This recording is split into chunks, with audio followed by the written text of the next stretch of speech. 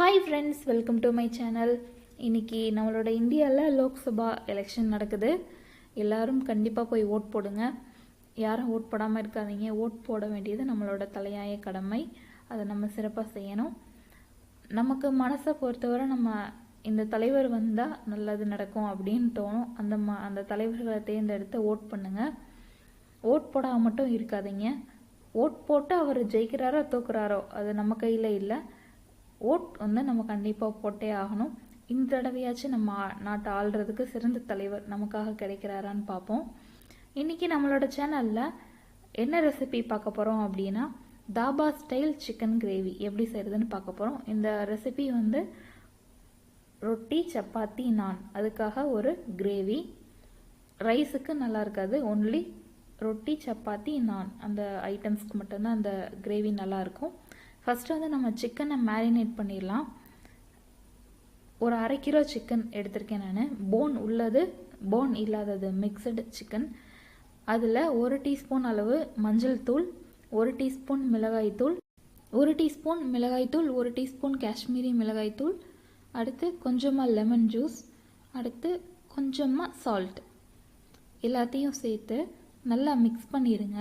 அந்த மசாலா ஃபுல்லாக சிக்கனில் நல்லா கோட் ஆகிற அளவுக்கு நல்லா மிக்ஸ் பண்ணிடுங்க. மிக்ஸ் பண்ண அந்த சிக்கனை 1 ஹவர் நம்ம மேரினேஷன் பண்ணணும்.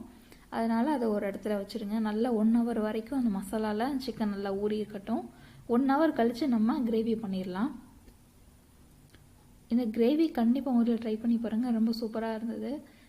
சப்பாத்தி, நான், பரோட்டா இது எல்லாத்துக்குமே தொட்டு சாப்பிட்றதுக்கு ரொம்ப சூப்பரான ஒரு சைடிஷ். இது கண்டிப்பாக ட்ரை பண்ணி பாருங்கள். தாபா ஸ்டைலில் நம்ம சிக்கன் கிரேவி இப்போ பண்ணிகிட்ருக்கோம். இப்போ 1 ஹவர் கழித்து நம்ம சிக்கனை ஃப்ரை பண்ணணும் ஃபஸ்ட்டு. அதனால் கொஞ்சம் எண்ணெய் எக்ஸ்ட்ரா ஊற்றுங்க. அந்த எண்ணெயை நம்ம வேஸ்ட் பண்ண போகிறதில்ல. அந்த எண்ணெயை நம்ம கிரேவியில் தான் ஆட் பண்ணுவோம். அதனால் கொஞ்சம் எண்ணெய் எக்ஸ்ட்ரா ஊற்றணும். இப்போ எண்ணெய் ஊற்றிட்டு அதில் நம்ம மேரினேட் பண்ண சிக்கன் பீசஸை அதில் சேர்த்தாச்சு. சிக்கன் ஹாஃப் குக்குடு வர வரைக்கும் ஃப்ரை பண்ணால் போதும். ஏன்னா அடுத்து நம்ம கிரேவியில் வேறு ஆட் பண்ணுறப்ப அதில் கொஞ்சம் நேரம் குக் ஆகும். கம்ப்ளீட்டாக சிக்கன் குக் ஆகிரும். அதனால்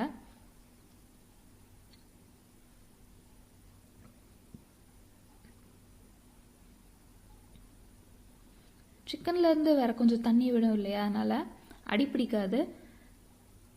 நம்ம 5 மினிட்ஸ்க்கு ஒரு தடவை சிக்கன் பீசஸ் பரட்டி விட்டுட்டே இருக்கணும். மிக்ஸ் பண்ணிக்கிட்டே இருக்கணும். இப்போ பார்த்தீங்க அப்படின்னா சிக்கன் ஓரளவு குக்காகி இருக்கும். நம்ம மேரினேட் பண்ண சிக்கன் போட்டதுக்கும் இப்போக்கும் உங்களுக்கு டிஃப்ரெண்ட் தெரியும். இந்த டைமில் நம்ம ஃப்ளேம் ஆஃப் பண்ணி அந்த பேனை தனியாக எடுத்துடலாம். இப்போ கிரேவி பண்ண போகிறோம். இப்போ இன்னொரு கடாய் இந்த பேன் நல்லா ஹீட் ஆன பின்னாடி ஒரு 2 டேபிள் ஸ்பூன் அளவு குக்கிங் ஆயில் சேர்த்துருக்கேன். அடுத்து 2 மீடியம் சைஸ் பெரிய வெங்காயத்தை ஸ்லைஸாக கட் பண்ணி அதில் சேர்த்துருக்கேன். ஆனியன் நல்லா ஃப்ரை ஆகணும்.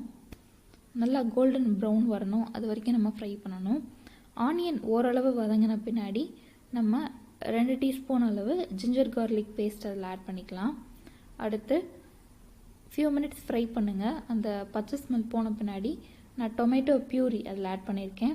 டொமேட்டோ பியூரி எப்படி செய்யுதுன்னு உங்களுக்கு தெரியும்.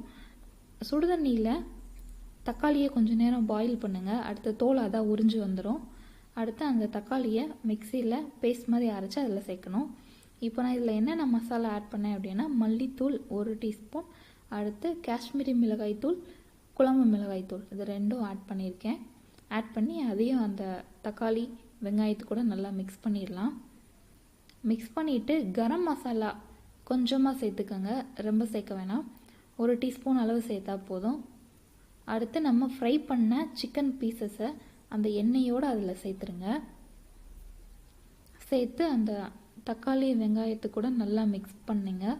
மிக்ஸ் பண்ணி கொஞ்சம் நேரம் அந்த மசாலாலே அந்த சிக்கன் குக் ஆகட்டும். அப்போ தான் அந்த மசாலா ஃபுல்லாக சிக்கனில் நல்லா மிக்ஸ் ஆகும். ஃபியூ மினிட்ஸ் அந்த மசாலாவில் சிக்கனை ஃப்ரை பண்ண பின்னாடி 2 பச்சை மிளகாயை சின்ன சின்னதாக கட் பண்ணி அதில் சேர்த்துருக்கேன் நான்.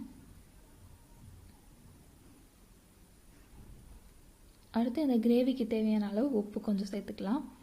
ரொம்ப எண்ணெயாக இருக்கிறதுனால சாப்பிட்றப்போ ஒரு மாதிரி இருக்கும், செமிக்காது. அந்த மாதிரி எந்த பிரச்சனையுமே இல்லை. வயிற்றுக்கு எந்த பிரச்சனையுமே பண்ணல. ரொம்ப நீட்டாக இருந்தது சாப்பிட்றப்ப. அதனால் பயப்பட வேணாம், எண்ணெய் அதிகமாக இருக்குதுன்னு சொல்லிட்டு பயப்பட வேணாம். இப்போது நான் கொஞ்சமாக சிக்கன் மசாலா அப்படின்னு என்கிட்ட கொஞ்சம் இருக்குது, அதனால் அது கொஞ்சம் 1/2 டீஸ்பூன் அளவு சேர்த்துருக்கேன்.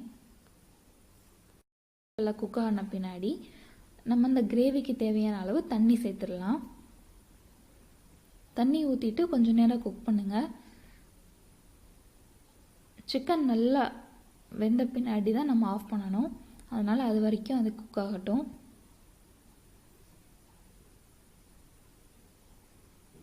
ஃப்ளேம் ஆஃப் பண்ணுறதுக்கு ஒரு 5 மினிட்ஸ்க்கு முன்னாடி எப்பையும் மல்லித்தலை சேருங்க, அப்போ தான் அதோட ஃப்ளேவர் ரொம்ப நல்லாயிருக்கும். இப்போ நம்ம வந்து ஃப்ளேம் ஆஃப் பண்ண போகிறோம். மல்லி இலையும் சேர்த்தாச்சு. நம்மளோட சூப்பரான dhaba style chicken gravy ready ஆயிடுச்சு. இந்த ரெசிபி வந்து கண்டிப்பாக ட்ரை பண்ணி பாருங்கள். ரொட்டி, சப்பாத்தி, பரோட்டா, நான் எல்லாத்துக்கும் சூப்பராக இருக்கும். ரைஸ்க்கு நல்லா இருக்காது. அதனால் இந்த ரெசிபி கண்டிப்பாக ட்ரை பண்ணி பாருங்கள். ரொம்ப அருமையான ஒரு ரெசிபி.